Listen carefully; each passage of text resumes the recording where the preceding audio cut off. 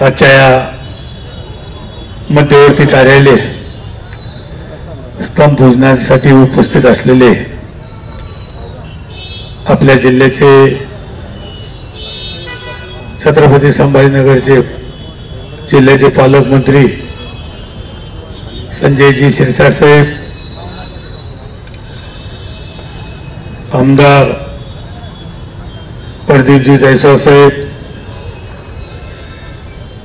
जिल्हा प्रमुख राजेंद्रजी, माजी आमदार अण्णासाहेबजी माने साहेब, जिल्हा प्रमुख भरतसिंग राजपूत, मराठवाड्याचे सचिव पटवर्धन साहेब, आजच्या या कार्यक्रमाला उपस्थित असलेले हर्षदाताई, प्रतिभाताई जगताप, वाडकरताई, गुलेताई, माजी महापौर वडेले साहेब, माजी महापौर तुपे साहेब, माजी महापौर विकासजी जैन, कांबळे साहेब आणि कार्यक्रमाला उपस्थित असलेले सर्व पदाधिकारी, महिला पदाधिकारी, सर्व शिवसैनिक, पत्रकार, उपस्थित बंधू आणि भगिनींनो, आज शहरामध्ये मध्यवर्ती कार्यालय हे सुरू होते, त्याचं स्तंभपूजन आपल्या सर्वांच्या उपस्थितीत आज ठेवलंय आणि ही संकल्पना ही जयस्वाल साहेबांची आहे. मी त्यांना खरोखर धन्यवाद देतो आणि या मध्यवर्ती कार्यालयाचं आपल्या स्थानिक स्वराज्यासाठी याचा आपल्याला फायदा होणार आहे. मग महानगरपालिका असेल, जिल्हा परिषद असेल, पंचायत समिती असेल, नगर परिषदा असतील, नगरपंचायती असेल, याचा फायदा आपल्याला या कार्यालयाचा निश्चित आपल्याला होणार आहे. या कार्यालयामधून सगळ्या संस्थेचं ज्या काही संस्थांच्या निवडणुका आहेत या निवडणुकीचं कामकाज मला वाटतं आपल्या या मध्यवर्ती कार्यालयातून चालेल. मला तरी वाटतं महाराष्ट्रातलं हे पहिलं कार्यालय असं असेल की ज्या संस्थेच्या निवडणुकीचं मध्यवर्ती कार्यालय सुरू झालं. हे माझ्या माहितीनुसार आपण सगळ्यात अगोदर, तशी तर आपली नेहमीच तयारी असती, पण आपण एकच मध्यवर्ती कार्यालय हे मला वाटतं शिरसाट साहेब हे आपलंच या जिल्ह्याचं सुरू झालेलं आहे. त्याबद्दल खरोखर मी जयस्वाल साहेबाला धन्यवाद देतो. आणि आत्ताच जंजाळ साहेबांनी शहराविषयी मार्गदर्शन केलेले, पालकमंत्री महोदय सुद्धा मार्गदर्शन करणारे. मला एक सांगायचं की आपला मेन विषय या अगोदर कोणता गाजत होता, चर्चेला जात होता, तर तो पाण्याचा विषय होता. तर पाण्याचा विषय आता जवळजवळ हा संपत आलेला आहे आणि मला वाटतं आता टप्प्याटप्प्यानं या शहराला पाणी मिळणार आहे. आणि एकनाथ शिंदे साहेब मुख्यमंत्री असताना त्यांनी या शहरासाठी, या शहराला मुबलक पाणी मिळावं, सगळ्याला पाणी मिळावं याच्यासाठी त्यांनी आपल्याला भरपूर निधी दिला. आणि विशेष म्हणजे सांगायला हरकत नाही की त्यावेळेस मुख्यमंत्री असताना महानगरपालिकेचा जे काही हिस्सा होता, जे काही पैसे भरायचे होते, हे त्यावेळेस कॅबिनेटमध्ये निर्णय झाला किंवा महानगरपालिका भरू शकत नाही. हे शासन हा जो काही वाटा होता पैसे भरण्याचा, तर हा शासनाने उचलला. मला वाटतं हा निर्णय, हा चांगला निर्णय त्यावेळेस झाला. माझ्या माहितीनुसार की आता पंप हाऊसचं काम चालू आहे, पंप बसवण्याचं काम चालू आहे आणि आता जवळजवळ मला वाटतं काम हे सर्व पाईपलाईनचं काम होत आलेले. माननीय देवेंद्र फडणवीस साहेबांच्या हस्ते फारोळ्याला सुद्धा आपल्या याचं उद्घाटन आपण लोकार्पण केलं. काय म्हणले 26 MLDचं झालं, पण आता टप्प्याटप्प्यानं आपल्याला आणखीन पाणी आपल्याला मिळणार आहे. मला वाटतं आपल्याला पाण्याची अडचण राहणार नाही. आपल्याला अनेक मुख्यमंत्री साहेब असताना, एकनाथ शिंदे साहेब असताना या शहराला जास्तीचा निधी कसा देता येईल, जास्तीचं काम कसं करता येईल याच्यासाठी प्रयत्न केला. मला वाटतं की पाण्याचा प्रश्न, मला नाही वाटत निवडणुकीपूर्वी पाण्याचा प्रश्न हा निकाली लागलेला राहील. कारण आता विरोधकाकडे कुठलाही मुद्दा आता राहिलेला नाही, कुठलीही टीका ते करू शकत नाही. म्हणून मला सांगायचं की त्यांच्या काळात त्यांनी कुठलंही काम केलेलं नाही. त्यांना कुठलाही आरोप करण्याचा मला वाटतं त्यांना तरी अधिकार नाही, कारण आम्ही त्यांना जवळून पाहिलं. 2.5 वर्ष उभाटाचा मुख्यमंत्री असताना काय काम केलं याची कल्पना आम्हाला आहे. आणि एकनाथ शिंदे साहेबांनी 2.5 वर्ष या महाराष्ट्राचा चेहरा मोहरा बदलण्याचं काम जर कोणी केलं असेल तर ते एकनाथ शिंदे साहेबांनी केलेलं आहे.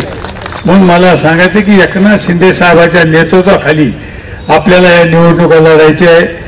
वरच्या पातळीवर जे काही निर्णय होईल युतीच्या बाबतीत हे आपल्याला कळवलं जाईल. आपल्याला जे काही आदेश देतील ते आदेश आपण पाळू.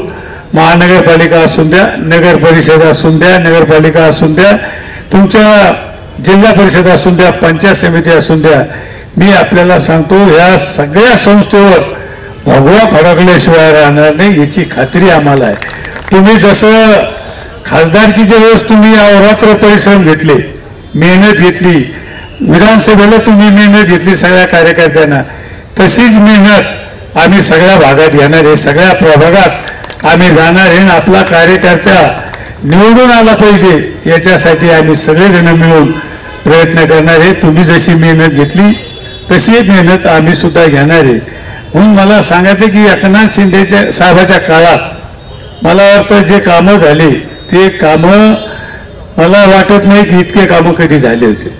आणि सगळ्यात आनंदाची गोष्ट म्हणजे आपल्या DMIC मध्ये एकनाथ शिंदे साहेब असतील, तुमचे उदय सामंत साहेब असतील, देवेंद्र फडणवीस साहेब असतील, त्या काळात मला वाटतं सगळ्याची इच्छा होती की आपल्या भागात DMIC मध्ये कंपन्या आल्या पाहिजे.